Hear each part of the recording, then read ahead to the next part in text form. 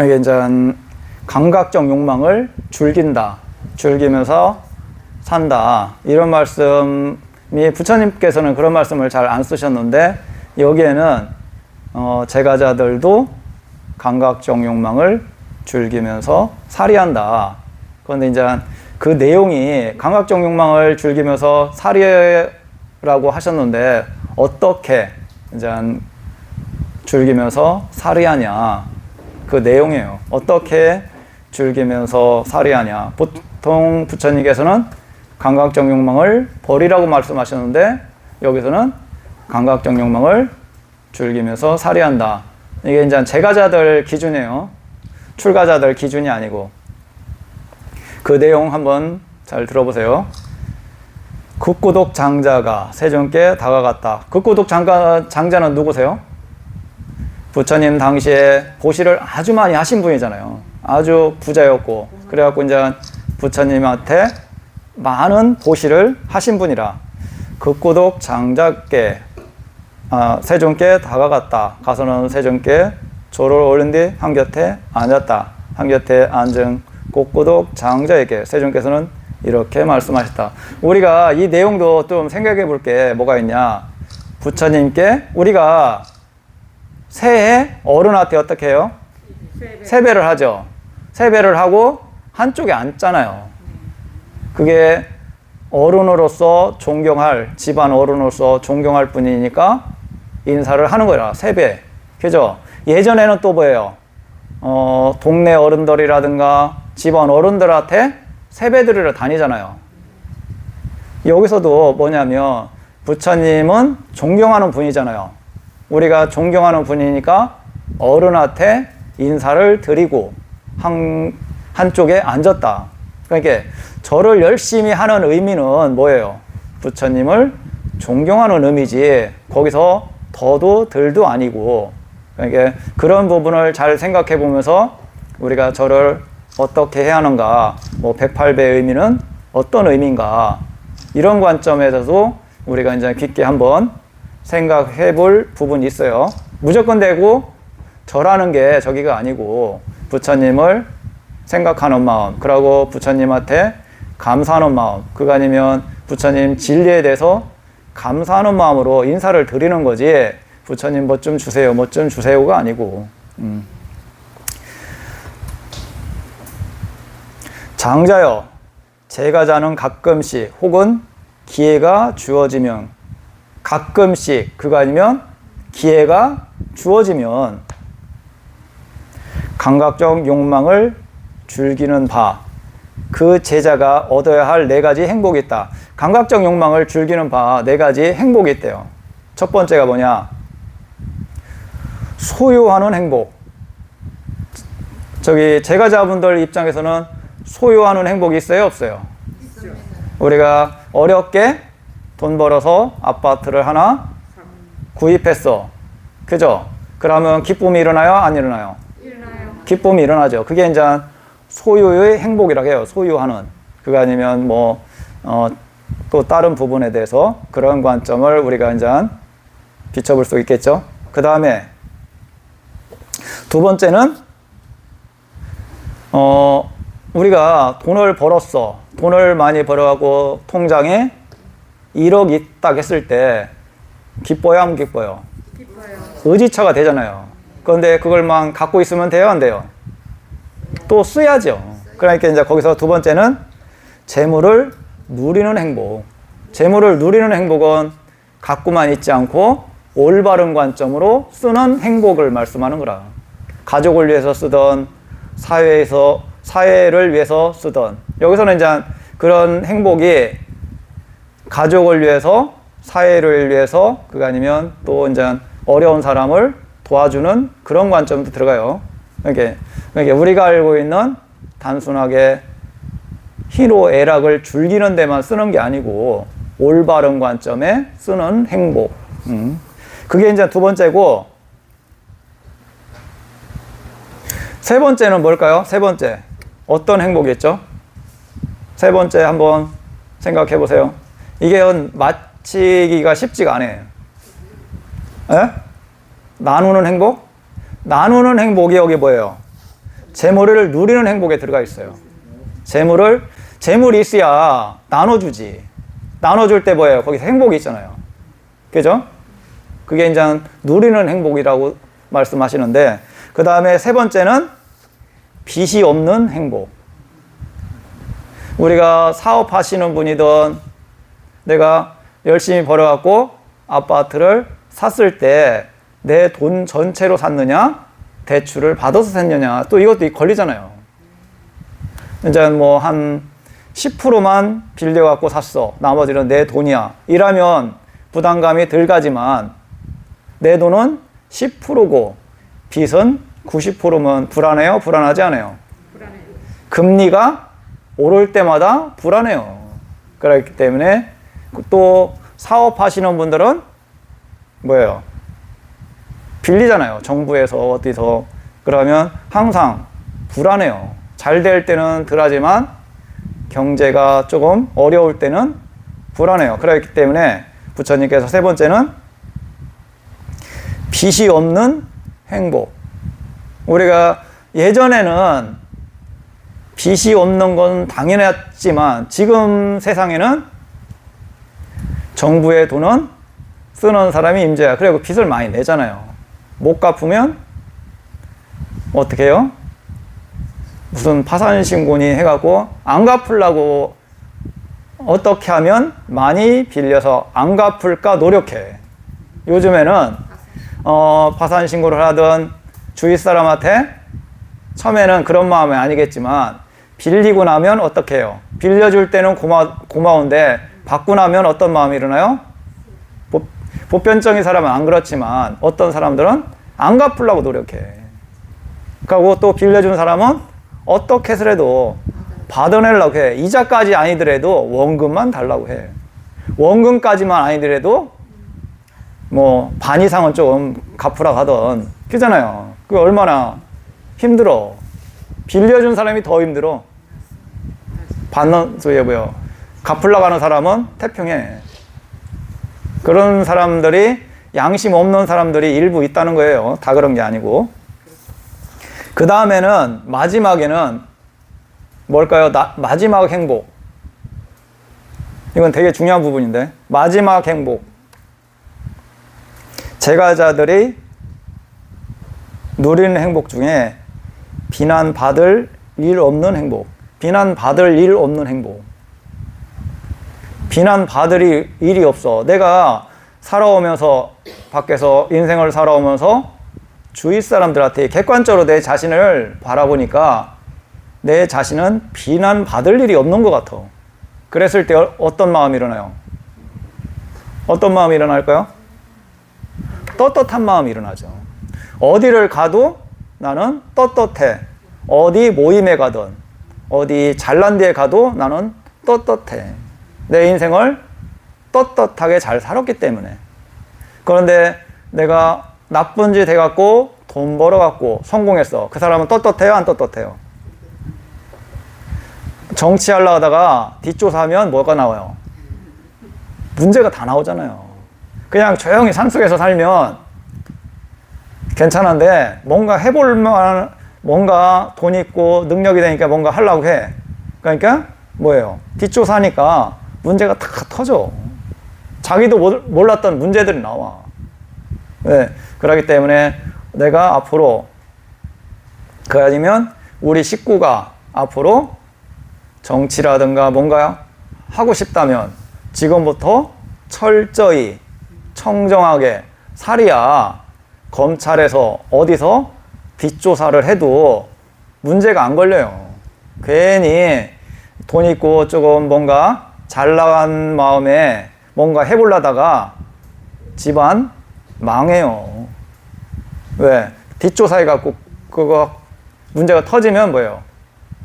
내 마음도 불편하고 주위 시선도 안 좋고 그러기 때문에 욕심을 정도껏 부려야지 오버해서 부리면 문제가 된다. 그런데 이제 우리가 이 이제 재산을 모으는 과정에 대해서 한번 생각해 볼 부분이 있어요. 재산을 모을 때 우리가 노름을 해갖고 모은다든가 그거 아니면 카지노를 가갖고 모은다든가 이런 게 올바른 거예요? 잘못된 거예요? 잘못된 거죠. 그렇기 때문에 부처님께서는 재산을 모을 때 올바른 재산 이런 그 내용이라 장자여 그러면 어떤 것이 소유하는 행복인가? 소유하는 행복 중에 이제 장자여 여기 선남자에게 열정적인 노력으로 얻었고 열정적인 노력으로 얻었고 팔의 힘으로 모았고 땀으로 획득했으며 땀으로 획득했고 내 노력으로 올바로 노력해갖고 모은 걸 말씀하는 거라. 그렇지 않고 어떻게 보면 이제 투기성 이런 것은 부처님께서는 올바른 관점으로 안 보신 거라. 내가 올바른 관점으로 합당하게 모은 재산 이런 관점이에요. 그러고 이제 법답게 법에 따라서 얻은 재물이 있다. 법답게 합당하게. 그런데 이제 우리가 정선 카지노는 뭐예요? 법다운 거예요? 어떤 거예요? 그거 법다운 건가? 아니 정부에서 인정하는 거니까 객관적으로는 법다운 거지만은 부처님의 어떤 진리적인 관점에서 봤을 때는 그것 또한 옳지 않은 거라. 정부에서 노름을 인정한 거잖아요. 경마라든가 이것도 뭐예요? 정부에서 인정을 한 거라. 그러나 그에서 정부에서 이제 세금을 거두려고 한 거지. 그것은 올바른 관점은 아니에요. 그렇기 때문에 그런 관점으로 모은 재산을 의미하는 게 아니고 합당하게, 정직하게. 그런데 예를 들어 이런 것도 조금 안 맞는 거라. 예를 들어 살생업으로 모은 예를 들어 술집이라든가 횟집이라든가 어부라든가 이것은 바른 생업에서 안 들어가요. 바른 생업은 팔정도에서 바른 생업에서 벗어난 생업이에요. 그런 관점에서는 좀 이제 부처님 말씀에서는 벗어난 관점의 노력이고 그러니까 팔의 힘으로 땀 흘려서 올바로 이제 모은 법다운 올바로 그것을 획득한 걸 갖고 있을 때 우리가 예를 들어 부모님이 열심히 노력을 해갖고 재산을 모았어. 그러면 그분이 떳떳하잖아요.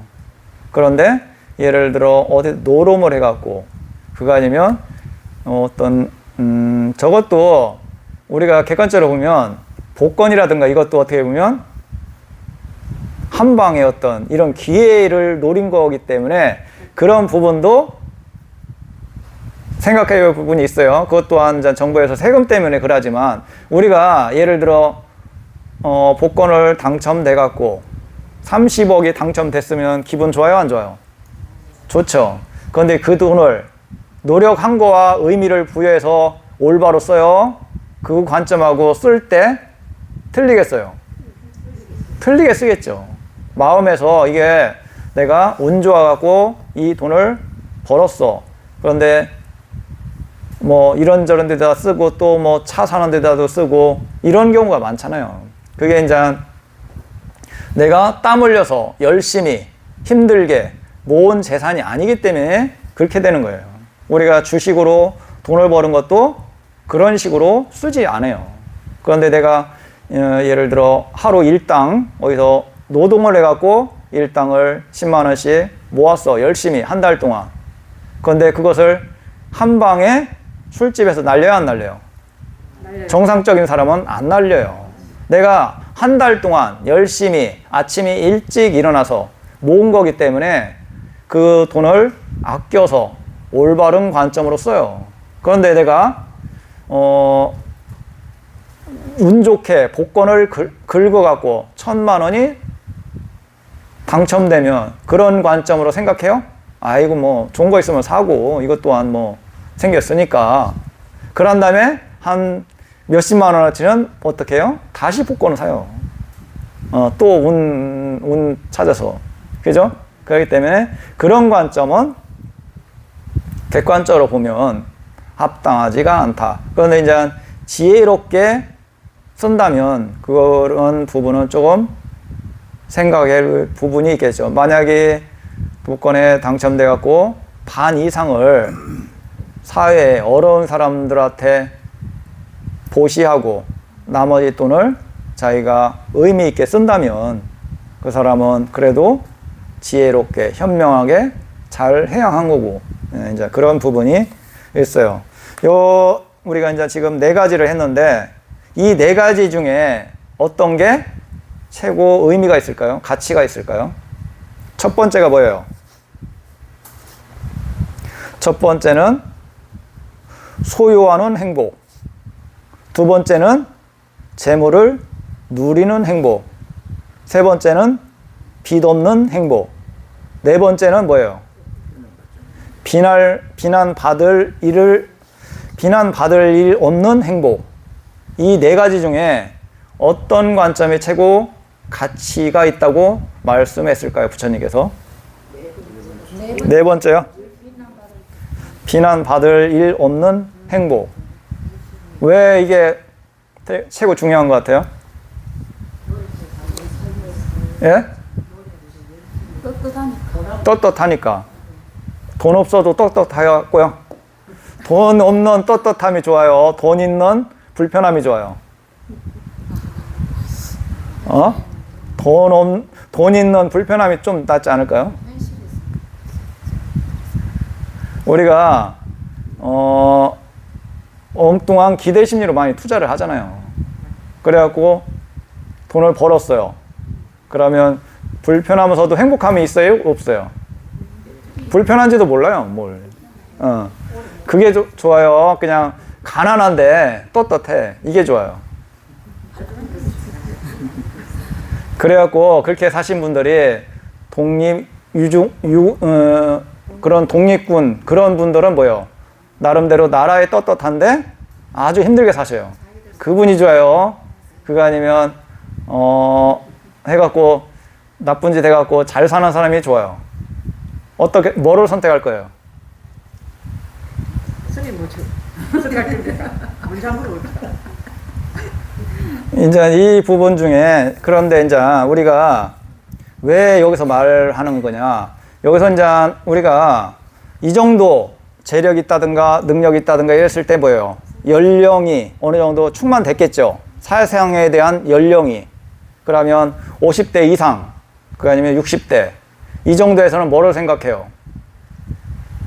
이제 죽음을 생각할 수 있잖아요.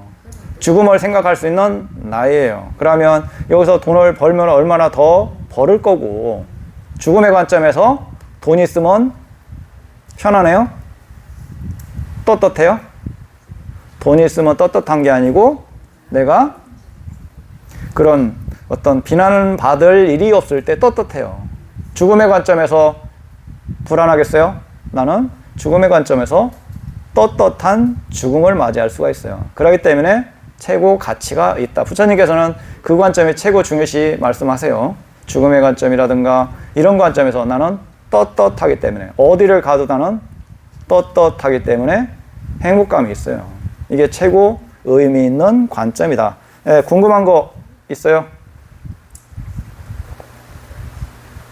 이렇게 말씀하신 내용이 잘 없어요. 부처님께서 제가자들 분에서 이런 소유 행복이라든가 재물을 누리는 행복이라든가 보편적으로는 뭐예요? 그런 마음을 버려라 이런 말씀을 하셨지, 빚이 없는 행복이라든가 비난받을 일 없는 행복이라든가. 그런데 이제 이게 비난을 받을 없는 행복 중에 이게 나는 그냥 생각해보니까 나는 비난받을 일이 없어. 이건 뭐예요? 내가 그냥 대충 보니까 내 자신이 비난받을 일이 없어. 이렇게 생각하는 것은 어떻게 보면 어리석음이 들어가 있어요. 내 자신을 객관적으로 돌아보면 이런 잘못도 있고 저런 부분에 어떤 문제가 있어요. 모르는 거지. 그런데 누가 말하면 내가 무슨 잘못을 뭐를 했어. 그런데 뒷조사하니까 나온다든가, 그거 아니면 내가 생각지도 않았던 예전에 그런 실수했던 잘못됐던 게 드러나요. 그렇기 때문에 그런 부분을 우리가 잘 생각하면서 해양의 관점에서 마무리를 잘 해야 한다. 궁금한 거 없으시죠? 네, 오늘 공양들 많이 드시고 행복한 하루 되세요. 예, 감사합니다.